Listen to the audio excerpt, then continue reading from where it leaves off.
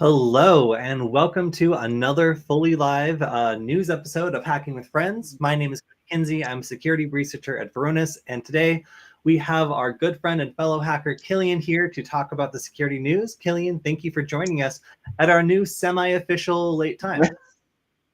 Yeah, no, this is perfect. Thanks for having me on. Definitely works better, a little bit nicer middle of the road time. Hello, Emmanuel, Kurt, and Q, everybody else hanging out in the chat. I find that actually this time works pretty well for people, and our chat has been more lively as we've been doing it a little bit later. So we're kind of relaxing into this time slot. If you like it, let us know. If you hate it, I think you're in the minority, but please also let us know. But yeah, lots to talk about. And as usual, I'd like to highlight some security tools or things that I've been researching. And I wanted to show off a little bit more of what we talked about on the Q&A last time, which is long-range communication with microcontrollers, with like little devices. So this could be any sort of prototype you want to make. If you want to be able to trigger it from up to several miles away, there is a technology that allows you to do this called LoRa. So without further ado, let me show off these modules. So on the left of this, which I'm going to blow up, and I'm still getting used to Mastodon. I'm going to open this in a new tab. Let's just do that. So if I really want to get in there, I can see that on the left, I have this little module right here with like a curly Q antenna. And this module was about $13 just for one of them. So it's also in the shape of a dove, which I find to be adorable.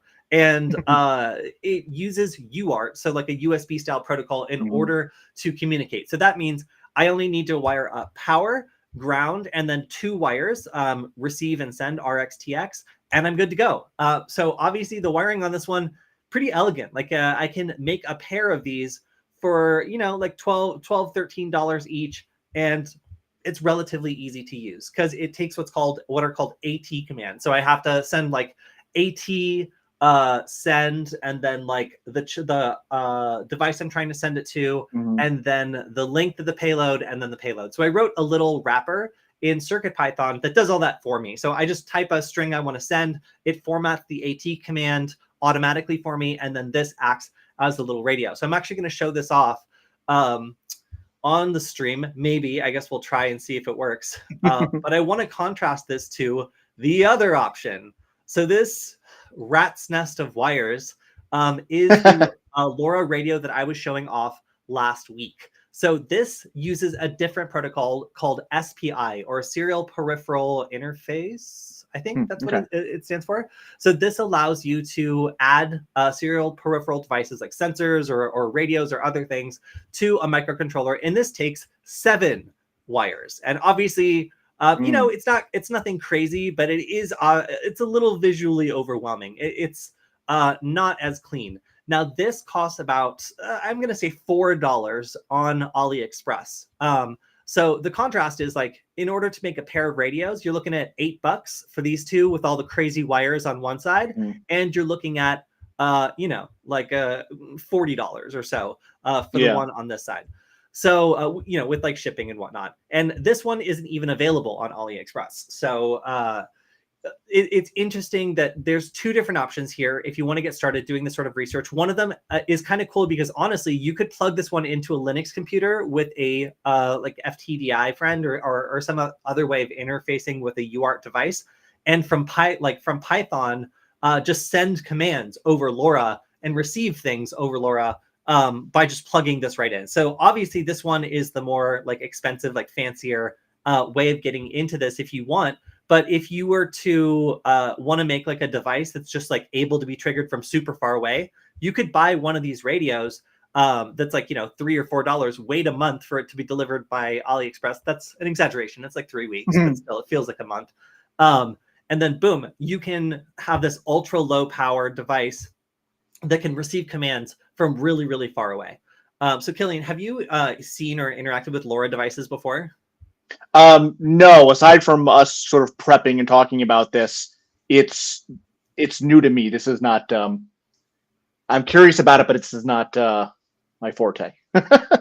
Yeah, so like I hadn't really I thought that this was kind of like a niche field of like, you know, radio stuff where like it was maybe like super remote, like Arctic sensors would use this or whatever, but it's actually woven into a lot of IoT products nowadays. So like Philips Hue smart bulbs, they got tired of negative reviews from people saying, oh my, you know, like my bulb doesn't work because like you can't control how someone sets up their home Wi-Fi network. You just can't. So like there's gonna be blind spots. They're gonna put light bulbs in places that it can't reach. So Philips Hue switched over to like a LoRa architecture where their lights actually connect over a LoRa network to be able to have incredible range where people stop complaining, basically. So now let me interrupt real quick.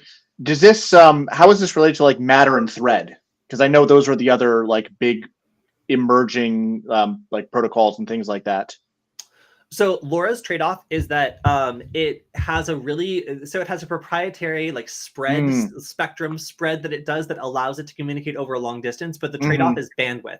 So the more data you send, the less the range is that it's able to be successfully decoded.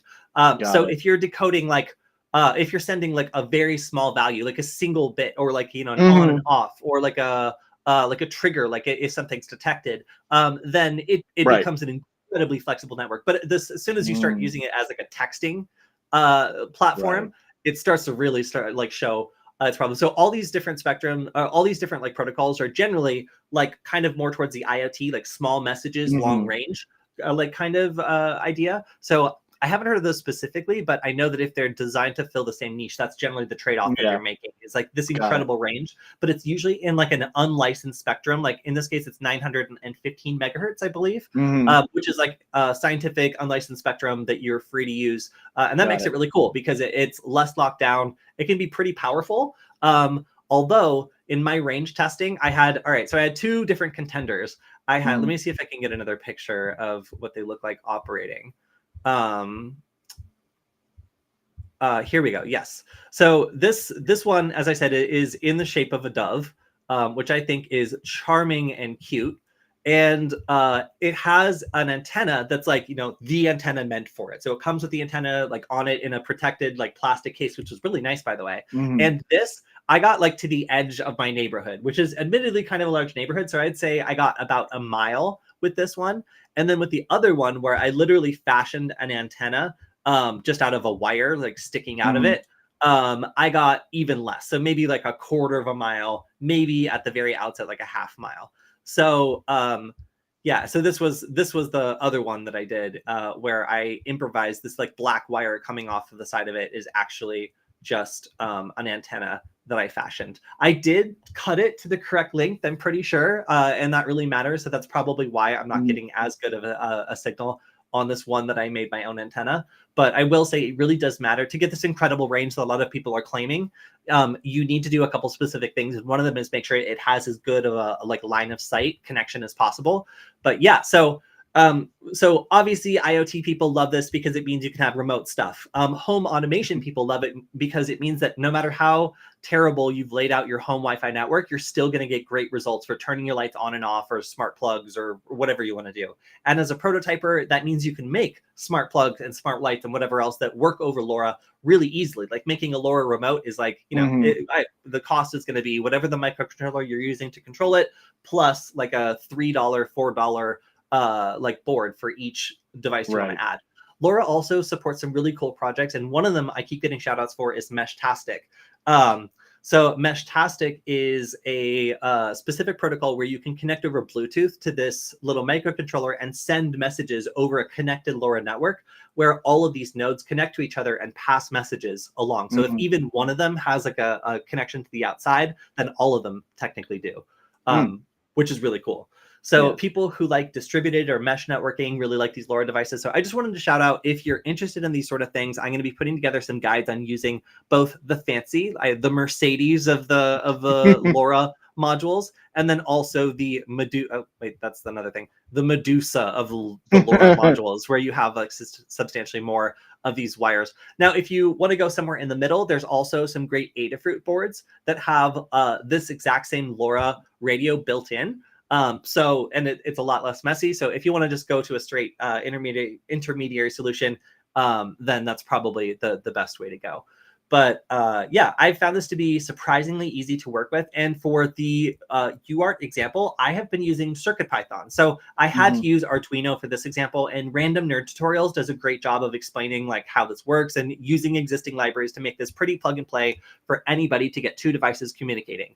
But I needed to compile it, and that's not something that everybody wants to do. So over here, because I'm communicating over UART and I'm basically just sending commands over a serial connection, and this is handling kind of everything as like its own modem, I was able to use CircuitPython, and I didn't need to compile anything. And I have to say, of the two experiences, this one over here, the one in the shape of the dove, it was a lot easier for me to learn. So if you've got some cash to burn and you want a cute little module that's like easy to write, you know, like Python for, then I have to say, this has been my coolest thing of the week. Finding out that for a hacker anyway, I could leave an implant or a device with this little LoRa module and then trigger it with like a drone flying like 3 or 4 miles away.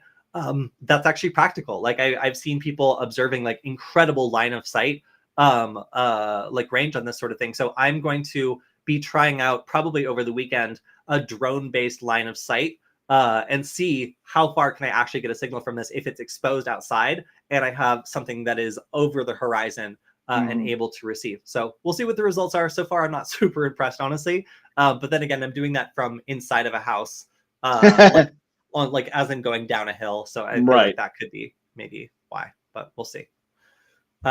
James also has an answer for you. He says that Matter is not a physical layer. Thread is a physical layer like LoRa, though. Thread is very similar to LoRa. Yeah. Oh, cool.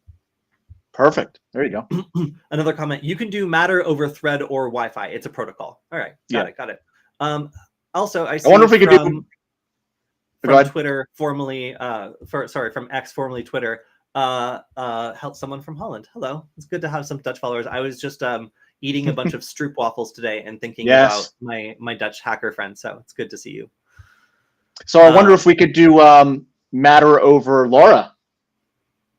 I mean, possibly. It seems like it would definitely be possible. I'm able to kind of format custom like packets and stuff with LoRa, and the ability to manipulate the radio seems to be like relatively low level, which is cool. Well, except on this one. This one seems to be pretty formulaic, but the other one like seems to be you can go as deep as you want, which is cool. All right, so let's. I want to show just quickly how this works. So I'm going to try plugging these in. I've got 2 boards. One of them is the sender, and the second is the receiver. And I believe I have them set to automatically go. So I'll turn off the screen for a second and just show. So this is my CircuitPython receiver board. It says waiting for packets, and I'm going to put this here. And then I also have the sender board, and I've configured this one to be an automated beacon. So when I plug this in, it should start automatically sending. Ooh, I'm nervous. Is this going to disconnect? Okay, no, we're good. So this is automatically going to start sending like hello and then a number. So I get an index of how many have been sent versus how many have been received. So I am now getting sending test 3, sending test 4, signal strength. Okay, so I'm getting a signal strength. I'm getting all of that. And these are 2. I mean, obviously, they're not very far apart, so this isn't exactly like a long-range test, but just getting 2 devices talking to each other is relatively simple to do. I did this in about an hour last night, so I actually realized that I don't think I'm even outputting 2 serial. Let's see, is anything coming up on this? Yes, no, I'm not outputting the serial anyway, so it's not going to show anything interesting, but it's pretty easy to get this all running and to make it so that you can have 2 devices communicate over a relatively long range. You just need to manage your expectations a little bit. So super cool technology. Again, dropping down to about $3 if you want to buy a radio and start experimenting with this, but obviously you're going to want like 2 of them. So yeah, just have to give this a shout out if you're looking for kind of the bleeding edge of where like IoT is going and where you might be able to find some interesting security vulnerabilities. LoRa is an interesting protocol. So if you want to do research on IoT stuff, if you want to be able to learn how these devices communicate and maybe how to like, attack them, then this is the equipment you need. And this is how you can build your own prototypes, learning how to do that. So I really enjoyed that this week. Let's see. So we also have some research that I promised to talk about This is from our very own Varonis Threat Labs, of which I have like 4 really badass cool stickers from, and I need more because I really like their logo. So I think I said on the last stream that I don't really get to talk about these until they fully come out, because a lot of them are like so bad that the vendors need time to like patch and make sure that those patches go out and like get fully adopted before we're allowed to talk about it. So we're going to talk a little bit about NTLM hashes. And Kilian, you work more with Windows systems. Do you know, how would you describe NTLM hashes to a beginner? Oh, to a beginner, it's an old way, I guess, simplified as much as possible. It's an old way to store like the password. It's fairly weak, and it's been replaced by much better ways to work with things like Kerberos or something. But it's an old legacy way to basically store like password data, more or less. That's not a particularly accurate way, but that's it. It's a NTLM hash basically. Yeah, and it seems like I had never heard of it until like not that long ago, and I guess the biggest takeaway for me was that it's similar to what I'm used to, like a WPA hash, and that it is as vulnerable as the password that it's protecting. So if you have like a really like dead simple password, then it's not going to be protected because it can be brute forced if the password is weak. So I think it said somewhere that it's there we go. Yes, it's in password. Yeah, it is password equivalent. So if your password sucks, then this is as good as revealing your password, which is why it's really important to keep these hashes safe. Now, usually these hashes are, and Kilian, please correct me if I'm wrong, because like I know my way around Windows like not at all. But these hashes are used to authenticate, usually to internal systems within a network, like in a corporate network or something like that, to sign a user into different services. So they basically will like send it over, and then if someone's allowed to access a resource or whatever, then it'll load. So Varonis Threat Labs went ahead and found a way to get these hashes by sending phishing emails. And the Outlook and some of these other exploits required a user to click on something, but looked extremely benign and had no warnings whatsoever. And the idea here is that somebody would get an email with a link that looks like it's from their organization. They would click on it, they would open it, and then as soon as they do, it would actually be sending their hash to a remote object where the attacker would be able to get it, brute force it, and then use that hash to sign into services in the organization, effectively compromising that person's account. So obviously that's not very good. So let's go through how it works. The Outlook exploit includes just these 2 strings. And what this does is it has the attacker's IP address where they're listening for the hash here. And then it uses the second line to point the victim's Outlook to the attacker's machine when making a request to access content. So a little attack scenario here that's kind of just describing that same thing, but the attacker would get an email, click on open this iCal, and then as soon as that was opened, it would proceed to send over that hash via this this like triggering pair of strings to the attacker as they're just like sitting there waiting for the hash. And that means if the hash is particularly weak, the hacker could immediately get access to that victim's account by signing in as the victim. The other 2 attacks are also pretty clever. One of them is using uniform resource indicators, or uniform resource identifiers, sorry. And these are things that identify different sets of resources that different applications need. So for example, HTTP or mail to are 2 examples where if you click on a mail to link, it pops open your default email client. So WPA is Windows Performance Analyzer, and it's something that's included in their software development kit, which means if you're a developer, you more than likely have this installed on your system. So Varonis threat researchers were able to find a way to use this to craft a link where when you click on a benign link in a phishing email, it redirects you to this link that pops up this request asking to open WPA. So this is where I think that like it might get stopped in some cases, where like if the user clicks, cancel, then it won't happen. Yeah. But it's still an attack that works, and it's something that as soon as you click on open, it sends your hash, and the attacker would be able to brute force it. So the last one is a little bit different. So the last one is using Windows File Explorer, which is installed on all Windows systems. That kind of like means that this attack could be spread to basically anybody running Windows.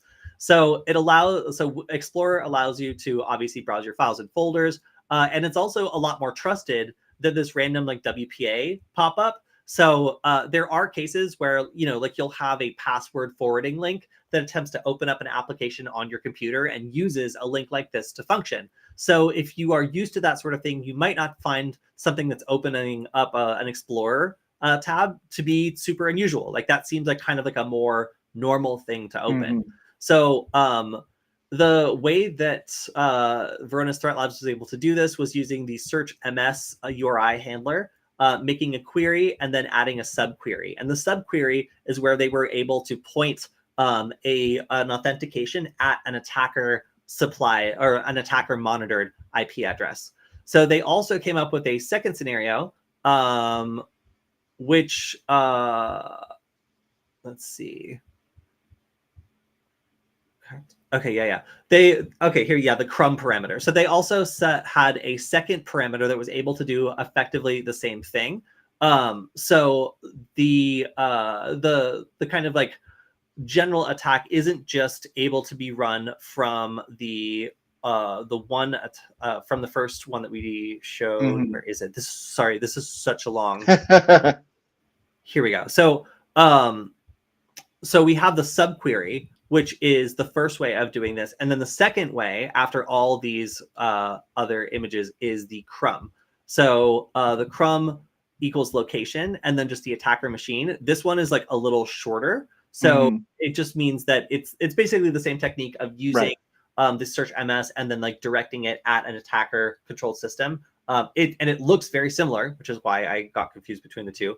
But the effect is basically the same. It's using the crumb parameter to specify a path for a search, but instead of pointing it internally, it's pointing it externally, which you are not supposed to do. Okay, so a little bit technical, and that's why I like to kind of go through and like explain like why they matter, because I again had not heard of this particular type of hash until fairly recently, until I first saw this research. So cool explainer on why if you get an email that contains one of these like URI based links that tries to open up an application, even if it's a trusted application, this is now a technique that can be used to potentially point some part of that request at an external resource, when typically these are used for like internal resources or launching an application on your computer. So yeah, I have to say, like, this was like I've seen those emails go out before, and I've also not really been exposed to the switcheroo attack that they were talking about here, where you have a normal link that looks totally fine, and then you click on it, and then it redirects you to one of these where it pops up. So you can have something that looks like a relatively like normal, simple link, or like, an open this now, and then it goes to a URL and then pops us up, where it's pretty plausible that like what's being opened is something that would be a normal part of an application authenticating or something like that. So be on the lookout for these sorts of attacks. I think some that I could imagine is like if you get one of those like single, how would I describe it? Like the emails that allow you to sign in without a password, like a passwordless sign in, like those are kind of like the perfect lure for some of these applications, where an attack like this might actually be trying to steal a hash or redirecting an application's data to an external source. So I didn't even know this was possible. And it's a little, it's making me think a little bit more carefully about opening any link that I get sent via email, especially if it looks official. Yep. Yeah, there's a lot of in the Windows world, actually it says right there, the relay attack, or, pass the hash. Plenty you can do if you can get a hold of that hash. And oftentimes, like we see, James mentioned curb roasting there, but oftentimes we see attackers trying to get, like a downgrade or something to NTLM, because it is vulnerable to brute force or directly, again, passing the hash. Yeah. Yeah, there's a lot of different attacks that are enabled by this. So yeah, just be careful with opening email links, in particular if they have those URI indicators. So I already showed this off, but just proud of this lore thing working. Let's see what else I've got this week. Oh, so this was one of my favorite stories. So like security researchers love to like mess with these AI tools, and of course like some hackers messing around with this tool that basically they wanted to see no forever block.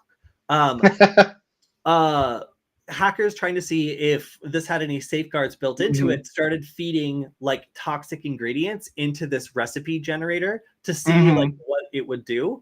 And of course, it didn't warn people that it was potentially creating toxic gas. Yeah. Oh, ant poison flavored jelly. That's another really great thing to recommend.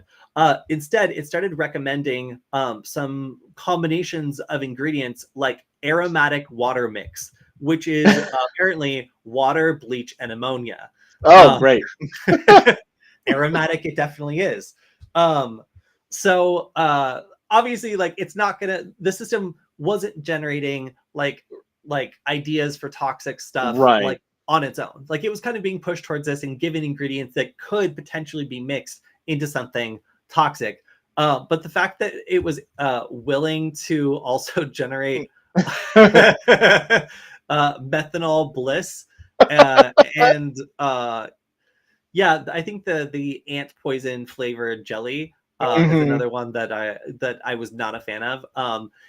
You know, like when we implement these sorts of AI systems, they often don't have any sort of protection against edge cases where they don't expect that people are going to maybe include by accident like a toxic ingredient, but they also don't look out for these potential interactions. So yeah, like having sort of these like lightly reskinned GPTs that are general purpose intelligences, but not specifically tuned for any particular thing. Unless you give it very specific instructions, it really can lack the context to be able to keep users safe in these sorts of instances. So yeah, aromatic water mix is going to be something I look out for now when warning people about what not to mix together. There's going to be a whole subcategory of people they're going to have to hire to come up with these edge cases for this, because this is one of my things that I've been doing recently. I have a couple projects that I'm working on where I've been heavily using generative AI for stuff, and it's mostly trying to convince it to do things that it doesn't want to do because I need like test data for stuff. You know, like if you ask it to, you know, generate a list of like names, addresses, and potential like credit card numbers, as an example, it's going to tell you no. But you know, if you ask it in a specific way, it can and will do those. And I've been spending a lot of time on figuring out how to trick it. Yeah, and I really find that these sorts of things, like think about this as code. If you give this thing a set of instructions and the output of that instruction is nonsense or toxic or harmful or or basically destructive to data, then you can really write some toxic bad code with AI if you're feeding it garbage or if you're not giving it the proper instructions. So I mean, just think of this as an analogy. If you can make, you know, a set effectively like toxic gas from giving the wrong ingredients to a like a recipe suggester, imagine what you could do by giving bad instructions to a programming AI. That's partially what I've been doing too. I've gotten to do a couple things that really didn't want to. We'll leave it at that though. So this is a gated article, so I'm not going to dignify it, but I will say we talked about Appen, a company from India that had a kind of sketchy past with like hacking for hire. And they've had most of their articles taken down. They've pursued like a legal fight against a lot of different publications that have talked about them. And now a lot of publications have joined together and are starting to talk more and more about this takedown effort. So I would love to share more about this with you, but Wired has told me that I have read enough of my free articles. So real quick, I think we should talk about James's comment. There's a debate whether the recent data leak was actually AI generated, and Troy Hunt did a post about it. There's been a couple data leaks. Which one? There was like the mother of all data leaks where it was presumed to be a combination of a lot of different leaks, or is there something else that So maybe we're if going I to talk about later? remember correctly from my Twitter doom scrolling, it was a private company was claiming that there was no data breach. So basically, you know how hackers operate, right? Like they'll dump data or like a sample of data and then say, we have all this data, like, and if you don't give us money, we're going to release it. So like what the company was saying was like, this data makes no sense. It looks like it was AI generated. And this is basically somebody who has nothing attempting to cash in on this process that's like well anticipated by victims now. So like it looks like hackers have figured out that they maybe can pad data that like should be in like a proof of breach, like do that proof of breach and not actually have to do the work of doing a breach in the first place, which means like some companies could be having to really be careful about verifying the data that's been like provided, because if they don't, they could jump to the conclusion that we've been breached and instead actually be looking at plausible data that looks right, but like isn't actually indicative of a real breach. So really interesting to see how like you can fill in the information people expect in convincing ways, and it has a dramatic effect on like how people make decisions. So I haven't seen that before. Having a breach that's comprised of like falsified information at scale that's made by an AI is something that seems pretty new. Yeah, there's been a lot of security news, and you get overwhelmed quickly with this. So, all right. So we're going to talk about the continued fallout of that OCTA attack. So obviously, any attack against like an authentication platform can result in fallout. So like if your company's business is securing other businesses, then a supply chain attack seems pretty likely.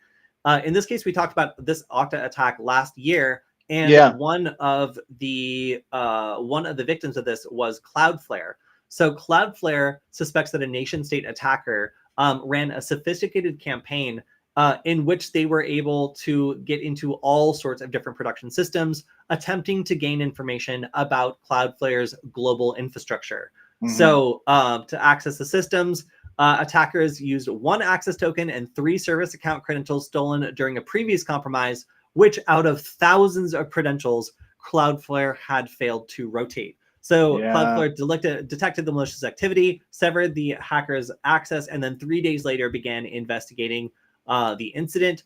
They rotated all their production credentials. And then this is what's really crazy about this attack. Okay. So the threat actors, again, these being like nation state actors attempting to like, use this big attack to do something very big and sneaky, tried hacking into Cloudflare's data center in São Paulo, Brazil, which was not yet in production, but those attempts failed. In spite of that, all equipment in Cloudflare's Brazil data center was returned to the manufacturer to ensure that the data center was 100% secure. So they were just like, you know what? Like if they connected to anything, burn it to the ground, re-image it, or just get rid of it. So apparently remediation efforts ended about a month ago. But the fact that like every single piece of equipment in their like Brazilian data center was just like sent back to the manufacturer because they didn't trust it anymore is evidence of how paranoid they are, I guess, based on the level of sophistication shown in this attack.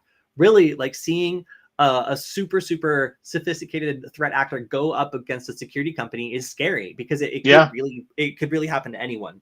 Especially when it's a supply chain attack and it's a vendor that you have no control over, like OCTA getting popped. Like that's scary. So overall, like the full breadth of this attack is pretty stunning, and getting to see what these APT campaigns were like is pretty interesting. Like because they really were super specific about what they were going for. They were pretty surgical about their access and what they went after, and they really caused Cloudflare to send a very strong message with their response of just like torching their entire Brazilian data center.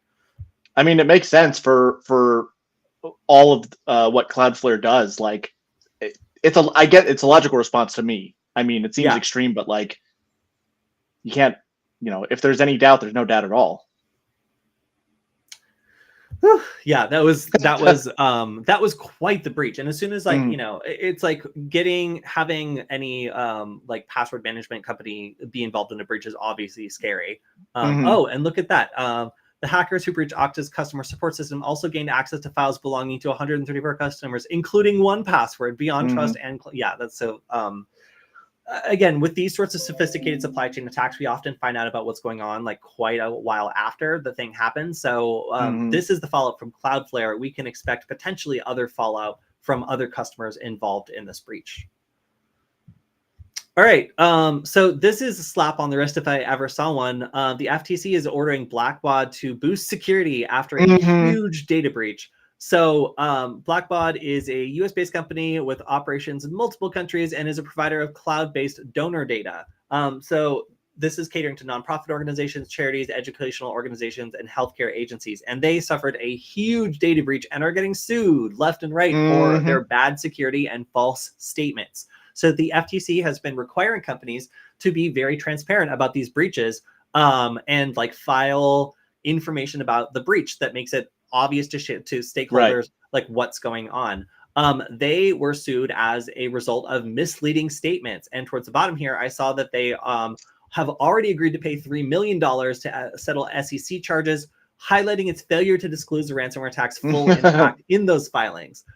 They are a defendant in 23 proposed class action lawsuits related to the breach, and they have agreed to pay $49.5 million to settle a joint multi-state investigation of the breach backed by the attorney generals from 49 US states. This is, okay, so when I say slap on the wrist, I mean just this one thing from FTC that ordered them to improve their data security and also delete data after a certain period of time because apparently their data retention was just crazy was basically keeping data for a good amount of time, longer than was necessary, is what this FTC finding was alleging. That's almost, I mean, that's a problem in general in the US or non-European countries. GDPR has much more strict guidelines around that data retention and only keeping it for when it's useful and using it only for the reason it was collected. We don't have a consistent legal framework. Individual states and things have it, but this story is again something that needs to push us to have like a universal data management law, in the US, because you get it, you keep it forever. That's what we do. We use it for anything that we can mine data from. It's just how business works here. Yeah, if there's no incentive to delete the data, then it tends to just hang around until it becomes part of a breach, is what it kind of seems like. Even if this data isn't used, it seems like this fine is designed to send a message saying, if you're not using this data, it's in your best interest to delete it to avoid all of these consequences. But like you said, there's no legal reason to do that in the United States, in most states anyway. Whereas like some states like California are beginning to have some sorts of data protection. Like it was funny when I was in Europe for the last conference I went to, like getting that like ability to easily just say no to all cookies and every website just loaded just totally fine. I was like, what? Like really? I really feel like I have no choice here. So yeah. All right, on to the next story. This another crypto story. So this is a Belarusian and Cypriot national being indicted in the United States for his involvement in money laundering, effectively stealing a bunch of cryptocurrency from the platform that he was the administrator for. So being able to administer a platform means being able to, like create accounts, move things around. And that is exactly what they did, laundering a bunch of stolen money. Let's see, stolen during the hack of Japanese crypto exchange platform Mt. Gox, which was one of the biggest ones ever, as well as ransom payments from Locky, Server, NotPetya, WannaCry, and Sopra ransomware operations. So, I have a more interesting crypto story though. So, you can probably sense my enthusiasm for like crypto related, but obviously these are the endpoints for a lot of ransomware gangs and things like that who need to launder this money. So platforms like this make it so that people can get rich by administrating the stolen money from crimes. And obviously this is something the United States government is starting to go after more and more. It's just funny that like there has to be a story about this. Like somebody who's in the money laundering game and steals crypto, like this shouldn't be a surprise. Criminals do criminal things. Yeah, absolutely. Yeah. So I got an email about this one, and a bunch of other people probably did too. CISA is warning that this patched iPhone kernel bug is now being exploited in the wild. As we tend to see, once these attacks are patched, they kind of pass further and further down the food chain, and they're available to more and more people. They could be available as free proof of concepts, or they could be packaged as something that is only effective against older iPhones or iPhones that haven't received the security update yet. So it is becoming increasingly urgent to update these devices as these hacking tools have gone from the realm of extremely expensive cyber mercenaries and started trickling down into things that are available to just about anyone. So really important to update iOS devices. Let's see, including Apple iPhones, Macs, TVs, and watches. So if you have not updated this, then you could be involved in these actively active exploits, which apparently are fairly easy to do. So arbitrary read and write capability, and maybe able to bypass pointer authentication. That's not good. So again, this mostly affects older devices. So iPad 8 and later, iPad Pro, all models, iPad Air, and basically all Apple devices. Just make sure to update these. I'm sure you've gotten some sort of notification about this, but stop ignoring it, because this one appears to be, this is not just bug fixes. This is like an active attack. So Johnson Controls is being transparent about the cost of a recent ransomware attack. Less and less people are paying ransomware attacks. So ransomware like demands. So as a result, there are typically data breaches and loss of operational profits. And in this case, Johnson Controls is saying that it's about $27 million in expenses. This is over insurance and remediation and getting everything back up and running. But yeah, impact on net income for 3 months ended in December 31st of 2023, $27 million, according to the SEC filing. So these SEC filings are one of the only ways that we're able to get good clarity on the impacts of these attacks, because obviously nobody wanted to really talk about this before it became like a legal requirement for publicly traded companies to disclose this information. So it is interesting to see what the real financial cost is for these companies, because I believe the ransom demand here was more than that. So if you just do the math, $51 million to delete the data and provide a file decryptor versus $27 million to get up and running on their own, they got a deal. I mean, the big thing that we're leaving out here is like the impact of the data stolen, depending on what they got. I mean, you can't unbreach data. So there is some value to that, be it, intellectual property of the company, or, if it's something much worse, you know what I mean? Like if there's PII or some other type of personal information involved in there. But if it's nothing like business confidential or doesn't affect human life, they absolutely got a deal on that. Recovering you're from right. back. Because depending on what that information was, it could be proprietary company designs, which sets them back. They factored that cost into that $27 million, or it could be like in information about employees or customers, which, they can't really put a price tag on what the cost of that's going to be eventually. Anyway. Yeah. All right. So we are seeing some pretty dramatic advice from CISA talking about Ivanti. Have you seen this one, Kilian? I've seen a bunch of stories about Ivanti now. I think I read this one. When did this one come out? Yesterday? I think I read this one yesterday. But I know there's been a bunch of articles coming out about it. Yeah, the first time I saw this was around January 31st, so a couple days ago, and Ivanti was warning of a new Connect Secure 0-day exploited in attack. So obviously, like a vulnerability is bad, but one exploited in attacks is worse. The 0-day vulnerability, server-side request forgery vulnerability, is incredibly severe and is involved in mass exploitation. So this is something where it is actively being exploited at scale. So this is to the point that CISA has said that you do not need to patch these anymore. You need to rip it out. And the remediation is just like disconnect it and do not use it. So this is this is one of the strongest responses I've seen from CISA on any attack in quite some time.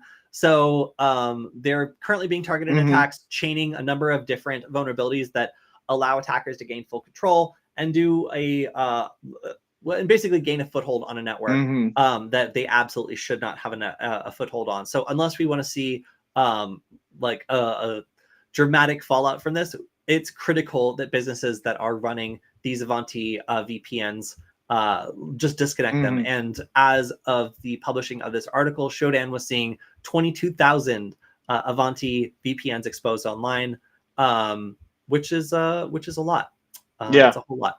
So if the advice is to immediately disconnect this system, then you can bet that this is going to have a good amount of fallout. There's a very short timetable on this as well. Saturday, tomorrow, is the due date to have this done. So if you are a U.S. federal agency, get to it. Disconnect all of your Ivanti Connect Secure and Policy Secure VPN applications. Otherwise, you're going to have a lot of work on Monday. Yeah, I think it was in this article. They said this was like maybe the third actively exploited vulnerability or something like that. So it's not just one thing. It might be further up in this article, honestly. Yeah, they were saying that. There it is. Yeah. So like chained together, these are especially problematic. Like one of these critical vulnerabilities is bad, but multiple of them all being vulnerable at the same time allows for some truly tricky and creative things. So obviously, like remote access to a bunch of people's critical networks, especially government agencies, is going to be a problem. So that is kind of explaining the dramatic response here, because all of these devices potentially represent a beachhead into these organizations' networks. That's the key thing to point out too, is I think a lot of security, we think about, endpoint and things like that. If you get access, if you can get in through, the remote access point like this, you kind of become an insider at that point, without having to necessarily go to the endpoint. You can move around laterally to them, but that's why these are so interesting, because you have a different set of controls. Like, you don't have endpoint controls on something like this. James also mentions that this is going to cause a lot of disruption. Yeah, imagine all these like federal agencies, suddenly their VPNs shut down. Certain processes aren't going to work. A lot of people aren't going to be able to communicate with devices or back to their office, or be able to do certain critical things like check their email. So you can expect this, yes, to cause widespread disruptions with agencies that use this technology. So not only the attack, but also the abrupt taking down of this infrastructure is going to cause issues.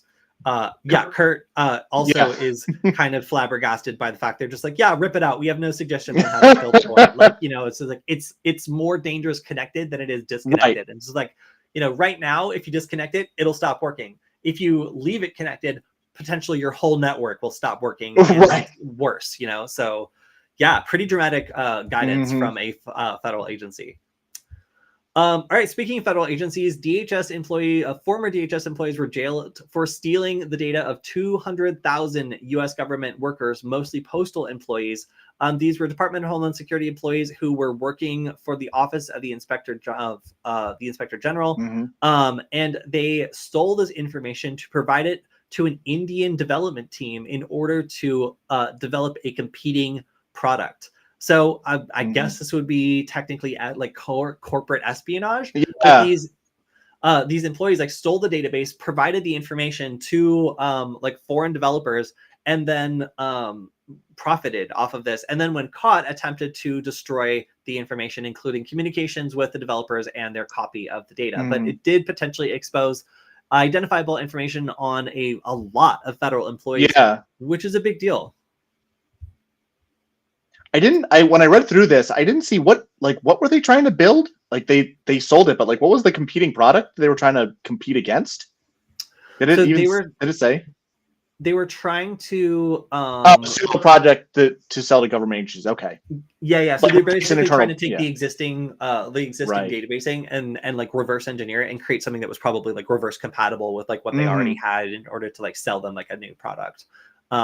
Which is maybe a good business model if you're not engaging in corporate espionage and like exfiltrating the sensitive like information of like hundreds of thousands of like federal workers. So obviously that will get you in trouble. I'm kind of surprised by some of the sentences. 1.5 years in prison, 2 years of probation, and 4 months in prison. So for exposing the potential, the personal information of all these federal employees, I've seen worse for stealing hay, is what I'll say. All right, on to the next. So this is a little bit of an unusual like twist on some of the classic scams. At this point, like if you see like you know, if you see like a vulnerable person, like a senior citizen who's at like a counter buying a bunch of gift cards, like people are asking questions. They're like, hey, did somebody online ask you to send this? Do you know them? Because these scams are so rampant, especially targeting senior citizens with these like weird tech scams. And some of these are like Bitcoin scams, but the crux of this is scammers convince these people to liquidate their assets, and then they try to get them to send that to them. And it's a cat and mouse game because this is so widespread now that like, you know, grocery stores and stores that sell these gift cards are on the lookout for these scams. There's signs up when you buy the gift cards warning you about this. There's like, you know, if you go into a Western Union and try to send money to just a random person, they have like a whole speech to give you. So like it's become harder and harder for these criminals to get away with this sort of thing. But now they're using couriers in order to get around this. So these are like professional couriers that will show up and collect the goods and kind of make it seem more authentic by you know, the scammers will like give them like a password to give to the courier to make sure like, you know, that the courier is who they say they are. But this is just another stage in the scam that makes it seem more legitimate. So it's an attempt to get around the problem of like these gift cards now being more heavily monitored, and instead getting people to like put gold bars in a suit in like a I don't know, like a pillowcase and hand it over to one of these couriers who then proposes that they're going to like turn it into Bitcoin or investment, and then instead just takes it and never contacts them again. Could we put it into a pillowcase with a $ painted on it? Like if we're just going to commit to this scam, like Looney Tune style? Yeah. Well, I mean, this is a pretty brazen, brazen thing, but using like legitimate couriers to do this is making it so that it's harder for this attack to be visible. The normal points you would expect it to be. But you know, now couriers are going to be saddled with the burden of trying to establish whether this elderly person giving over their valuables actually knows what's going on, or if they're a victim of a scam. I feel like, I don't know. I feel like common sense says like it's almost always a scam. This was making me laugh a second ago. Yeah. That's what I'm like. I'm literally, they have like, I've seen stores where they locked up the gift cards and you have to talk to like a manager who assesses like the situation before like issuing you a gift card. They used to be, you could just grab them, you know, on the way out, but they have been removed from circulation. Like at least in some of the stores I've been in where they're now behind the counter, you have to get one for a couple of reasons. One of them is people were like swiping them and like getting the number on them and stuff, like and then just like pinging it and waiting to see when someone bought it and then just draining them, which I think is a hilarious attack. So like if you knew about that and would just get a gift card and then like have it just mysteriously have no money on it for a while, like people like stores would leave out these gift cards and hackers would just go and like swipe them, and then as soon as one of them was registered they would just use that gift card like repeatedly. So kind of one of the reasons why those gift cards were like no longer allowed to be left out. But these scams also another part. All right, so a mishandled GitHub token was exposed on the personal GitHub repo of a Mercedes-Benz employee, and that allowed unrestricted access to their source code. So this happens kind of all the time, but having an accidental leak of credentials that allow unrestricted and unmonitored access to the entire source code repository is a big deal. It means adversaries can get access to that. They can start probing around for vulnerabilities. They can probably learn a lot. So this is incredibly common. There's a lot of tools out there for looking for these exposed or leaked credentials. It seems like it was found relatively quickly, but this does happen all of the time. And that is why when I use CircuitPython, I try to teach people to save all their secrets in a separate file. So when they commit their code, they're not committing like their home password and other stuff that usually you have to strip out manually. It's just kind of a coding problem. We've definitely seen that in the corporate world too. How often the secrets get uploaded unintentionally. I mean, I know GitHub has some scanning capabilities for it, and we at Varonis can also discover those in a number of places. but it's shocking how common it really is. Because you wouldn't think it, but it's the keys to the kingdom. James says we should require senior citizen to be accompanied by a minor for gift card and tech purchases. I think that evens it out. Honestly, I think that Sure. like between the two of them, they can get to the bottom of what's going on. I like that system. I think the buddy system there is good. So, all right. So we had a hacker that we talked about a while ago who was hacking into psychiatric or psychotherapy clinics and getting patient information and attempting to extort the clinic. And then when the clinic didn't pay, they were going after patients and threatening to release notes. Obviously, that was a pretty big deal and kind of a sadistic attack. So it got some people involved who have, and I quote, sensitive proprietary investigative techniques to uncover who was responsible for this. So Monero has been touted as a untraceable cryptocurrency, but it's not. And using techniques that are apparently proprietary, it was possible to uncover who was responsible for this particular attack. So what looks like happened was Bitcoin was extracted, stolen, or whatever else, and this person put it into Monero, tossed that Monero around, put it back into Bitcoin, and then connected it to a wallet that was associated with an email address of a server that he controlled. Was the chain that they were able to follow here. So let's see, what did they describe it as? They did not disclose the exact mechanism for tracing Monero transactions, citing the need to protect sensitive investigative techniques that can provide invaluable in future cases.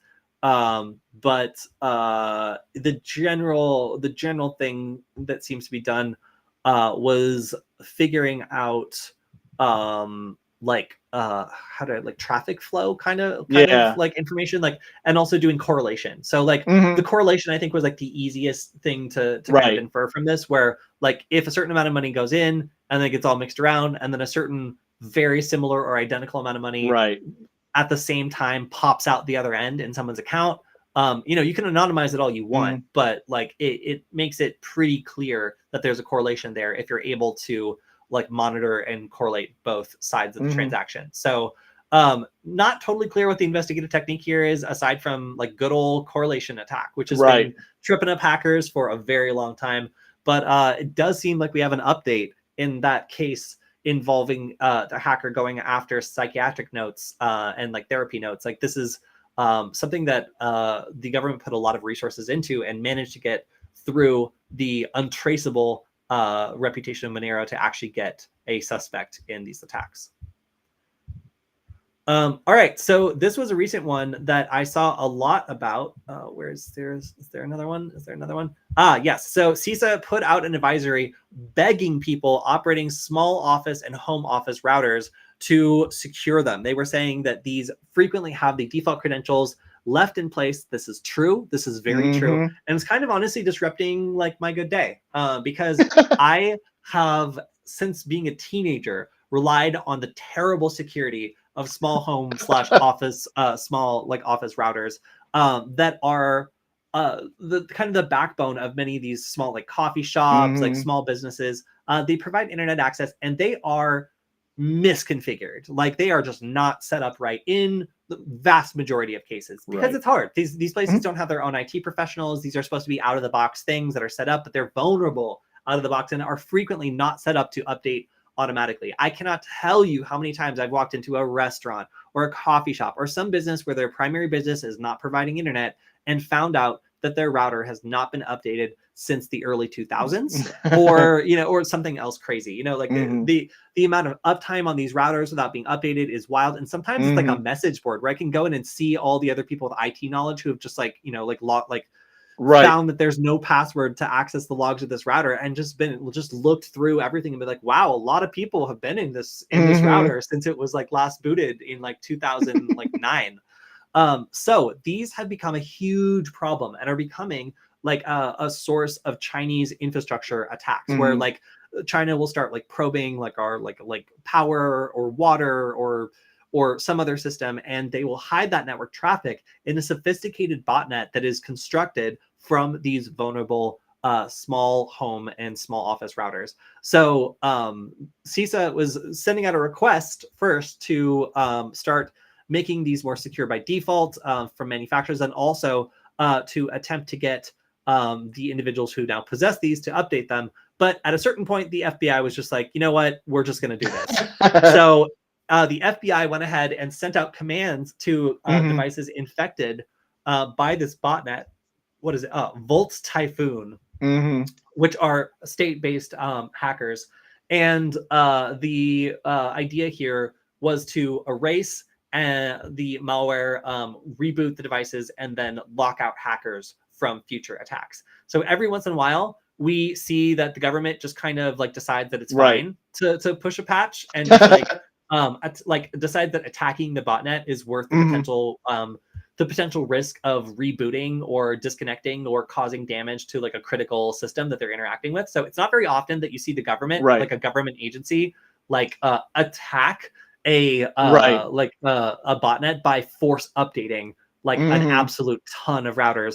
But CISA and the FBI are working together on this one to try to, I guess, work it on both sides, so that in general the problem is worked on from the ground up, where these class of devices are like treated as potential vulnerabilities more and more, and that also I actually have to send this to someone I know who has a vulnerable router running at their business. But you know, like this is something where if you're an owner of this device, you need to recognize that it's critical that it gets updated, or you might get a call from the FBI.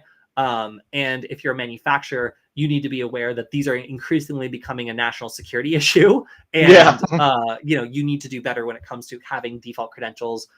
You know, like the good ones, for example, will like have like a default credential that's based on like a physical attribute, like the serial number printed on the back of the device. And I'm like, oh, well, that's it, you know. But the bad ones will have like a default credential that's always the same and frequently not changed. And if it's publicly accessible, then that makes it a real problem. And honestly, like you could just have people travel around the United States, attack these things that are vulnerable locally, and just connect them. And that would not be a significant effort to go around and create a botnet manually if need be, even if these aren't vulnerable to remote attacks. So yeah, interesting to see that the government went to the point of actually pushing this out and being like, okay, we're done waiting. Like this is over. I'm glad in 2024 we still have the exact same thing that, like, I'm sure, Kody, you and I probably did in high school, where we logged onto somebody's network, or hey, my internet's not working. You go on Google, look up the default username and password, log in, and fix whatever it is. It's the only way to do it. It's the only way to do it. And with ChatGPT now, I can take a picture of a router and be like, can you tell me the default password for this router? And it'll go find it for me. So like, you know, the days of obscurity being equaling security are done. Like you can't just have like, just expect that the average person won't have time to look up the default credentials, or that the average user will have time to change those default credentials. Those days are done. So if you have a product that has the same password every time and it's supposed to be a secure product, then you got problems, because most people are never going to change that. And it represents a platform that can be used for anything. In this case, a state-based actor that may be trying to turn off your water. All right. So I believe this is going to be the last one for today. This is a, so for a while when I was running Nullbyte, the YouTube channel, I was in charge of content moderation for our comments, and I would get, you know, a lot of weird comments, but some of them were just long base 64 strings and like you know, like hashes and stuff like that. And it's just like, get this out of here. Like I don't know what this is. I don't like it. I was like, are you using me as like a C2 platform? Like what's going on? So the answer is probably yes, actually. So threat actors have been using so all right, so the way this starts is you get a USB device, which has a link file that tries to pull down information from the internet. Now, usually these campaigns can be traced pretty easily because they're able to be like, you know, referenced to some GitHub file or whatever that is hosting the payload. But in this case, the threat actor has used things like Ars Technica, GitHub, Vimeo, and other platforms that allow you to upload strings. In this case, you can see this person created a Vimeo profile that has like this long base 64 string.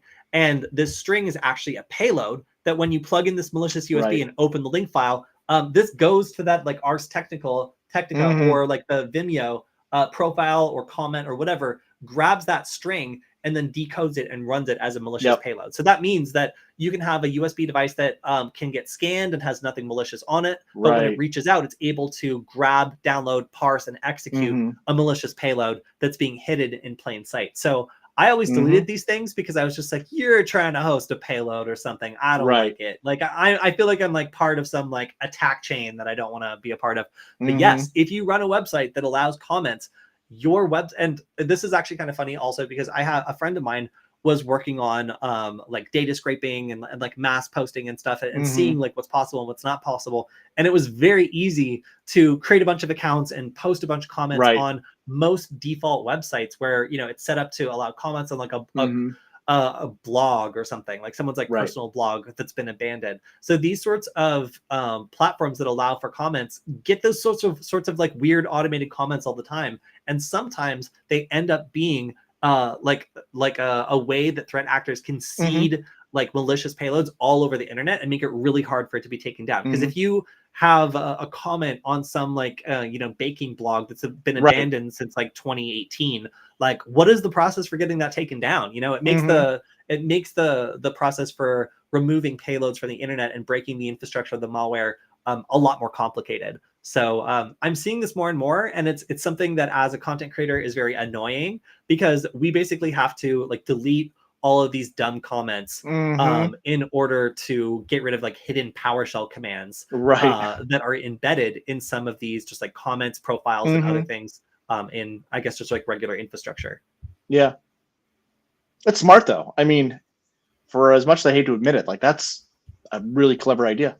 It is really clever. I mean, we're kind of seeing like the same trend, right? With like the Chinese APT group taking advantage of these like home office routers that are just out there, vulnerable and easy to take over, and then using it as infrastructure. Like if you create a blog that lets people post data, then you're going to get hackers like, cool, I can host data here, and they'll just post these big long strings that end up being useful for them to then reference in later attacks. And the process of like law enforcement or somebody else getting a takedown notice for like 7, 10, 20 different websites, all hosted on different providers running different technologies that could be abandoned as well. That is truly difficult to take down and makes it so these malicious payloads can be hosted online in pretty resilient ways. Yeah, and I mean, you can't even really block it either. Like Ars Technica, like you're not gonna, you know, as a business, you're not gonna block that because it's something so common. And how do you differentiate the malicious, you know, payload data in the comments versus someone trying to research an article? Yeah, someone in our chat is plotting some sort of attack in which they are using droppers embedded in a series of blogs. That's pretty. I'm sure you're kidding. But that is what people are doing nowadays. Like, you know, like if you can leave payloads in blogs, or another very common thing is using blogs like and other things as a C2 server. So literally you'll see two bots communicating with themselves like in the comments of like a discussion post. And like, you know, sometimes it's like concealed a little bit. Well, they'll like be arguing with each other, but then like there'll be some random data as well. And other times it's just like blah blah, like, you know, just like code, like exchange back and forth. But literally like using like living off the land and like using abandoned or unmonitored infrastructure to host C2 servers or droppers or other things, it's becoming increasingly common. So yeah, malware developers love this one trick that security companies hate. Because like you said, like who wants to block Ars Technica or like other tech, like, you know, like it's harder to block these sorts of domains, and it's harder to like knock them down or detect them because they're legitimate infrastructure or they're legitimate websites that have just been compromised or are offering the ability to temporarily store data. All right, so that's all I have for today. Kilian, thank you for joining us today and hanging out for our little LoRa demonstration. I'm thinking of making some like some LoRa like attack modules where like I can take like a regular like USB nugget and have it do like USB attacks from like a mile or 2 miles away. And I'm gonna see how that could work. But yeah, overall, a lot of interesting stories, especially the ones that are like requiring swift action from federal agencies. The ripping out of the VPN, and then also the rebooting or the cleansing of all of these routers by the FBI is a set of like pretty like stern like government responses to like cybersecurity incidents. So it's interesting to see the government kind of stepping in both these ways and really getting involved in some of these ongoing cyber attacks. So I don't think that I saw as much involvement in some of these attacks, like going back like 3-4 years. No. So it seems like CISA and then like the FBI is increasingly being involved in managing the like, I don't want to say industrial, but the commercial or like the non-governmental side of some of these attacks as well. Yeah, absolutely. I mean, the times that I can think of in my mind is a couple years ago with the big exchange issue. I think the FBI took action and logged in and reconfigured them. And then was it I feel like there was something around the time of Eternal Blue that they did something to. Don't quote me on that, but those are the two big incidents. And again, that was twice in the last, 10 years, let's call it, or something like that, versus a couple times fairly recently. Yeah, pretty unusual. It is pretty unusual to see. And of course, if you want to go back to the start of the stream and learn more about the vulnerability that Varonis security researchers found that exposes NTLM hashes, check this out. You can go to varonis.com/Kody. That's Kody. It also lets Varonis know that you're watching the stream, support it, and that we should keep doing it. So we definitely appreciate it. And you can learn a little bit about the process the researchers used to make this discovery. I think that finding sneaky ways of making external calls within the system is really interesting and really cool. I learned a lot about the way that these protocols are exchanged and the way they're supposed to work versus the way that they've been tricked into working. So if you want to learn a little bit about the ways that clicking on a link could potentially leak your password, this is it.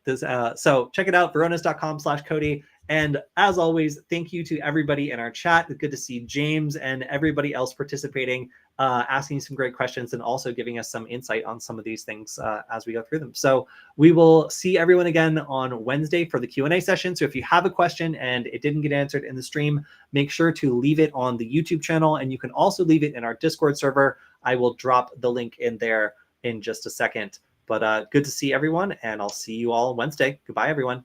Take care.